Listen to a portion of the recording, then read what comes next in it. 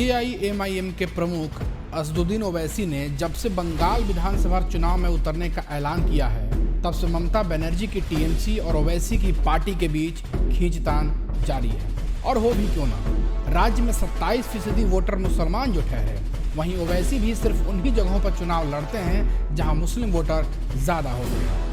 एक तरफ बिहार चुनाव में कामयाबी के बाद ओवैसी के हौसले बुलंद हैं, तो ममता बनर्जी की टीएमसी को अपने मुस्लिम वोट बैंक खिसकने का डर सता रहा है।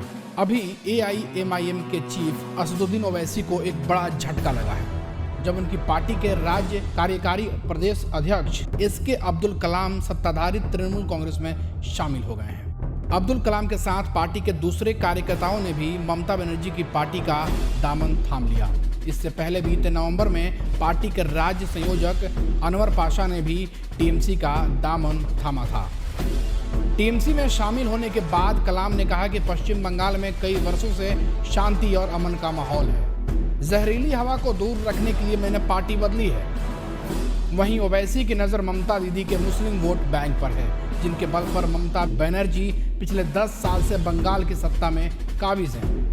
पश्चिम बंगाल एक ऐसा राज्य है जहां सत्ता तक पहुंचने के लिए मुस्लिम वोटर बेहद अहम है। राज्य के 3 जिलों मुर्शिदाबाद, मालदा और उत्तर दीनापुर में मुस्लिम आबादी 50% से ज़्यादा है। कई जिलों में मुस्लिम आबादी 30 से 40% तक है। राज्य में कुल 294 सीटों में से कम 100 सीटों पर मुस्लिम आबादी हार जीत को प्रभावित कर सकती है।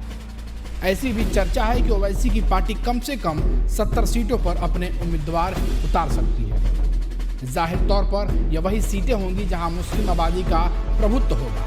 बंगाल में इस साल अप्रैल-मई में विधानसभा चुनाव होने को है। ओवैसी के विरोधी उनकी पार्टी को वोट कटुआ और बीजेपी की बी टीम बताते आए हैं। वहीं चुनावी विश्लेषक भी यही मानते हैं कि जहां जहां ओवैसी की पार्टी ने चुनाव लड़ा है, फायदा सीधे तौर पर बीजेपी को हुआ है।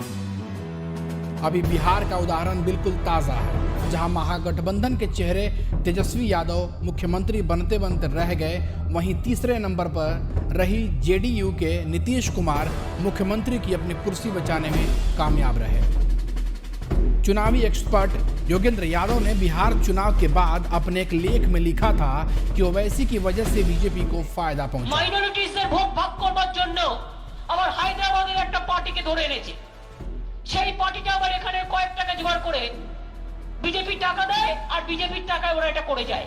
तो भाई असदुद्दीन ओवैसी को कोई इतना बड़ा आदमी पैदा नहीं हुआ दुनिया में जो दौलत की बिना पे खरीद सके। तो ये इल्जाम बेबुनियाद है। तो सवाल सीधा सा है कि क्या बंगाल में ओवैसी की एंट्री से बीजेपी को फायदा होने जा रहा है? क्या बिहार की वही पॉलिटिक्स थ्योरी बंगाल में भी दोहराई जाएगी? क्या फिर से बाजी बीजेपी के हाथों में होगी? जाहिर है इन सवालों के जवाब के लिए चुनाव तक का इंतजार करना होगा। अगर आपको ये वीडियो पसंद आया तो वीडियो को लाइक करें और चैनल को सब्सक्राइब जरूर करें, और हाँ, घंटी को बजाना ना भूलें।